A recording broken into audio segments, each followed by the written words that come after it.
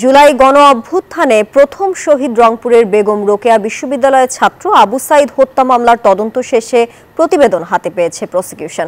৩০ জনের বিরুদ্ধে প্রতিবেদন দাখিল করেছে তদন্ত সংস্থা। প্রতিবেদন ও অন্য ডকুমেন্ট পর্যালোচনা করে রোববার ফরমাল চার্জ গঠন করা হবে জানিয়েছেন প্রসিকিউটর মিজানুল ইসলাম। জুলাই গণ অভ্যুত্থানের মোড় ঘুরিয়ে দিয়েছিল রংপুর বেগম রোকেয়া বিশ্ববিদ্যালয়ের ছাত্র আবু সাইদের মৃত্যু। কোটা আন্দোলনে পুলিশের অস্ত্রের মুখে নির্ভয়ে দুহাত প্রসারিত করে শহীদ আবু সাইদ হয়ে ওঠেন স্বৈরাচার বিরোধী কোটি মানুষের প্রেরণার উৎস। নিরস্ত্র আবু সাইদের গুলিবিদ্ধ হওয়ার ভিডিও ছড়িয়ে পড়লে সারা দেশে সৃষ্টি হয় ক্ষোভের দাবানল। এই হত্যাকাণ্ডের প্রতিবাদে সোচ্চার হন বহু মানুষ, যাতে আরও গতিশীল হয় কোটা সংস্কার আন্দোলন। তার ধারাবাহিকতায় ছাত্র জনতার অভ্যুত্থানের মুখে গত ৫ আগস্ট ভারতে পালিয়ে যান শেখ হাসিনা। তছনছ হয় স্বৈরাচারের ১৬ বছরের পাকাপোক্ত মসনদ।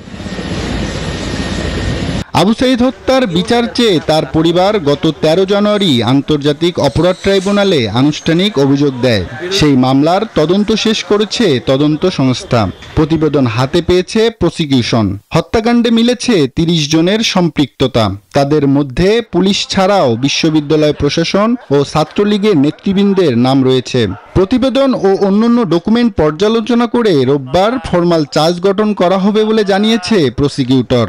আলামত সংগ্রহ করে সামগ্রিক দিক বিবেচনা করে এই রিপোর্টটা তৈরি করেছেন। তারপরেও আমরা এটা পর্যালোচনা করব।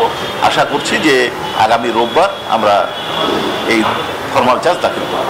এর আগে গত ১৫ জুন আন্তর্জাতিক অপরাধ ট্রাইব্যুনাল আবু সাইদের হত্যা মামলার তদন্ত ১ মাসের মধ্যে শেষ করার নির্দেশ দেন। প্রতিবেদনে এই হত্যাকাণ্ডে জড়িতদের সামগ্রিক বিষয় উঠে এসেছে বলেও জানান প্রসিকিউশন। কারা গুলি করেছে সেটাও আপনারা দেখেছেন, কোথা থেকে গুলি হয়েছে সেটাও দেখেছেন, এবং যারা গুলি করেছে তারা আসামি।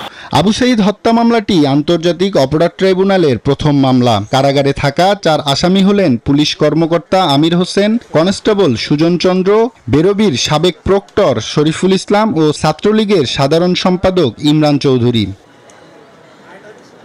আব্দুল্লাহ মামুন, নিউজ 24, ঢাকা।